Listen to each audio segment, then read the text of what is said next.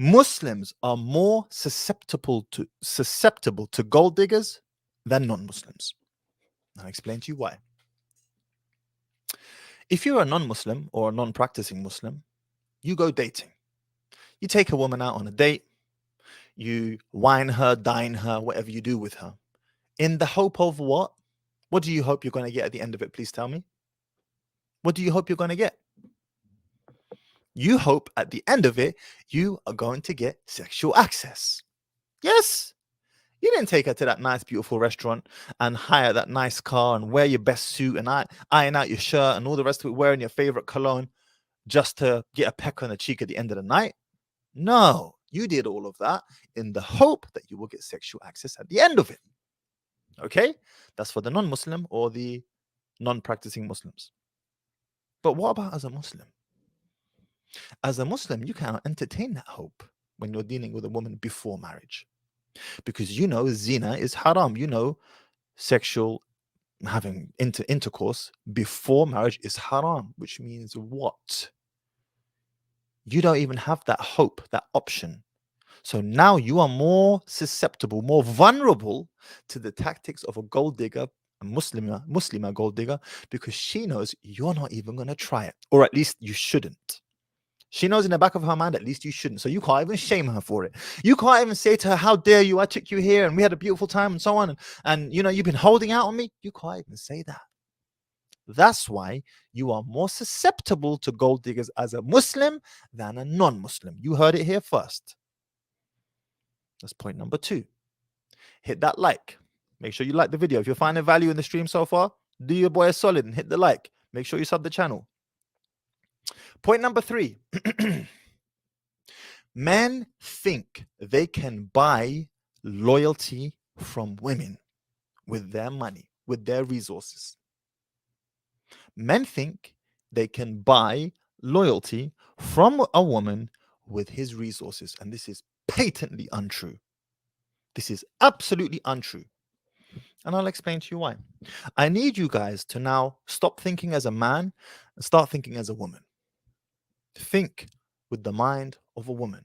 Why is it, how is it that you can spend endlessly on a woman? You can spend a lot of money on a woman, a lot, over an extended period of time, many weeks, months, years, decades, and she can pull the plug on you at any moment and bounce.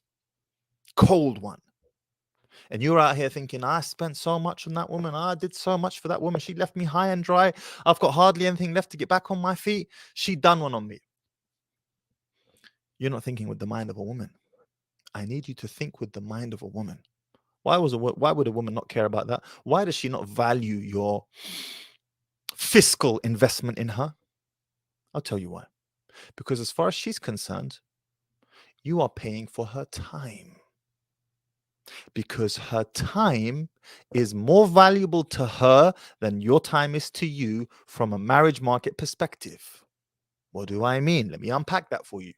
Because a woman's value to the marriage market, what makes her most desirable, is intimately tied to time.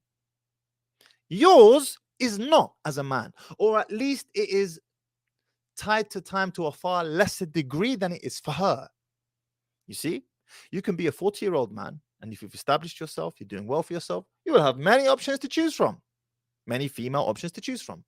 But if you're a 40-year-old woman, it doesn't matter if you're established. In fact, if you're established, you have even less options to choose from because you're hypergamous. You only go up. So that's an even bigger problem. You're older, and you only want men who are above you in the pecking order. Now you're even in an even worse dilemma. So a woman knows that what makes her most desirable on some level of consciousness, and they can fight this as much as they like, they know it. What makes her most desirable is intimately tied to a factor that is out of her control. Time. So as far as she's concerned, all that money you spent on her was the investment you needed to put up front, to stand up in order to buy her time, because she doesn't have much of it. Do you understand now, gentlemen? It's very important. Think with the mind of a woman, and you'll be able to, it's called climb into the bed of your customer, climb into the bed with your customer in marketing. That's what you would call it. Get into the bed, under the sheets, under the covers. Really understand, what does the customer think of?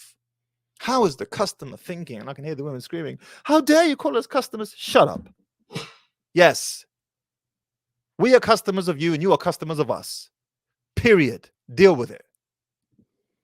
Crawl under the sheets. Think how they think. Think, why would they think like that? I'm telling you, that's why they think like that. On some level of consciousness, she knows them 1, 2, 3, 4, 5, 6, 7, 8, 9, 10, 15, 20 years she spent with you has now made her less desirable to the marriage market once she leaves you. So as far as she's concerned, you're simply paying for that time that she will never get back. And the alimony is proof of that fact. The fact that, particularly in the Western world, they're so big on women continuing to receive maintenance from men post-divorce is testament to the fact that on some level of consciousness, society knows, people knows that when a woman comes out of a marriage after X amount of years, or after a relationship after X amount of years, her prospects are slimmer than before she went in. Far slimmer than the guy. But of course, his prospects will also be slim now because his resources are going to her. Do you understand? This is why. This is what's going on. You cannot buy loyalty from a woman. Get that through your head. Stop thinking that every time I buy her something, I take her on a holiday, I buy her a new phone, I buy her this, that, and the third, I take her to this swanky restaurant. Stop thinking that you're buying her loyalty. You're not buying jack squat. You're paying for that time that you're getting with her in that moment, and that's it. And that's it. And that's why, particularly prior to marriage, pre-marriage, when you're first talking to a sister, maybe you're going for a coffee or whatever the case may be, a couple of coffees. I've only done coffees myself with women before I married them. You need to spend as little as possible, bro. £4 coffee, maybe a brownie if you're lucky, and that's it. Bob's your uncle, Nelly's your aunt. What are you saying? That's it. None of this dinner nonsense. What? Dinner? Fam, did you not eat before you came out? Like, why are you hungry for? Seriously. About dinner. Do I look like your mum? Go home and get food. Dinner.